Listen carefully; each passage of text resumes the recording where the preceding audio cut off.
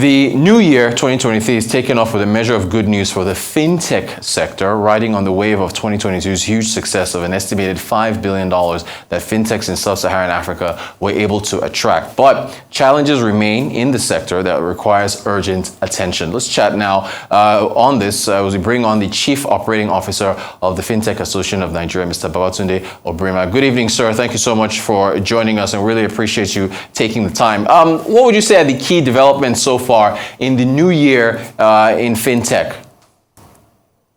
Well, in the new year, we've seen a couple of interesting things. The National Domestic Card launched by the CBN.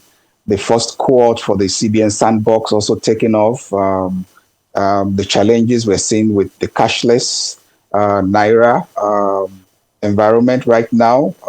Of course, FCCPC licensing digital lenders, and we also beginning to see some e-Naira revamp initiatives between fintechs and the central bank. So there's a lot going on within this space.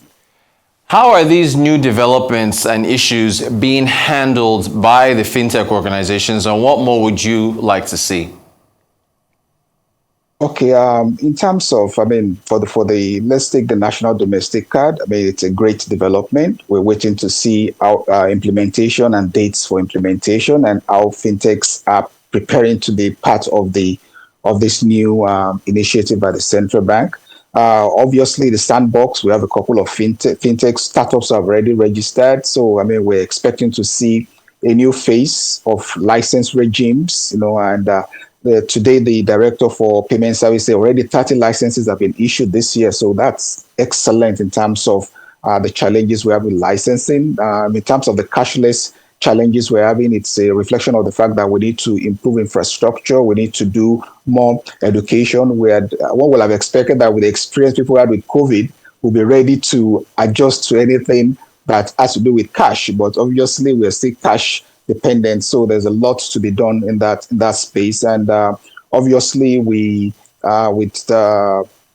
digital lending, now that they are licensing, we expect to see a lot more activity in terms of lending to the to SMEs and consumers, as it were. And then, of course, there are a lot of initiatives on the e-Naira. We expect to see a revamp, which will be very interesting, really. So for us, what do we want to see more? I think that what we'd like to see more is to be able to see how we can work together, regulators, operators, to actually improve on infrastructure, because that's one challenge we've seen with this cashless challenge right now. Exactly, and that you preempted my next question. A lot of discussion specifically around fintech infrastructure. So what solutions are possible in the near term to ease customer experiences across the board? And is that even possible? Because it seems like what needs to be done is for the infrastructure to be perhaps expanded. Not sure if that's possible in the near term, but what do you think can be done, if anything at all?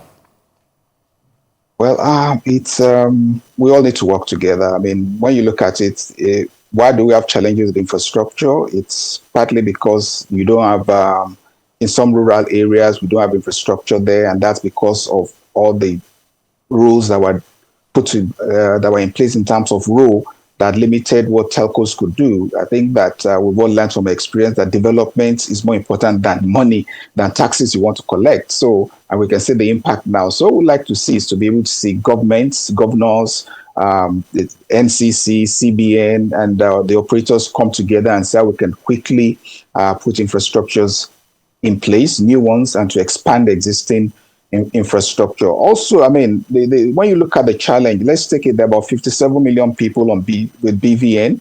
So that's about 57 million customers. If 20% of them, which is about 10, 11 million, go to the bank at the same time to collect 20,000 Naira, that's huge. So the challenge also is the fact that everybody is rushing at the same time, which is putting a lot of pressure on existing infrastructure. And I think that's just because of the fear that people have. We have to educate people more to adopt more digital platforms for payments and to do their transactions.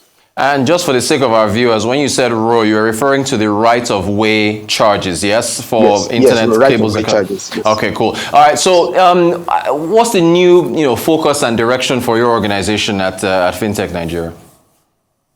Well, I mean, for us is to be able to deepen advocacy, working with government and regulators to ensure that policies, frameworks, regulations support creativity and innovation, and we can expand. Look, if fintechs in 2021, we had $1.3 billion in investments in Nigeria. Last year, at $1.2 billion, there was just a drop of $100 million, whereas globally, the drop was by 50%. So that means that Nigeria is still a destination investment center. So we need to look at how we can drive that, increase foreign exchange earnings, or inflows, FDIs, into the fintech ecosystem. Secondly, capacity building. We have an initiative that's called the DG Quip series.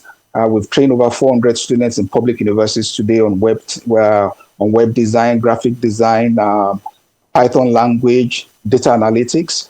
And we want to be able to scale that because of this issue of skills gap, which is a major issue and is being compounded with JAPA recently. So we need to be able to look for support from the corporate Nigeria to support that initiative and be able to, how can we train 500,000 students every year, preparing them for the future of work and filling the skills gap that we have. That's one of the things we'd like to achieve this year. And very quickly, we're out of time, but just less than a minute ago, you mentioned skills gap and training a number of the students. Well, what's your read on the curriculums for the public schools? Are they keeping up, or is this going to be, a situation where it's organizations like yours that have to carry that load in order to keep students abreast of the latest changes in what they are learning on the fintech side? I think organizations like ours are carrying the load right now, but we need to change the entire curriculum from primary school all the way to tertiary institutions. You can see Kenya already has introduced coding at primary and secondary school. If we're going to really build a digital economy, we have to really build the foundation, and that's from changing our educational curriculum entirely. Dr. Obrimah, thank you so much for joining us, Chief Operating Officer at the Fintech Association of Nigeria. Really appreciate your time.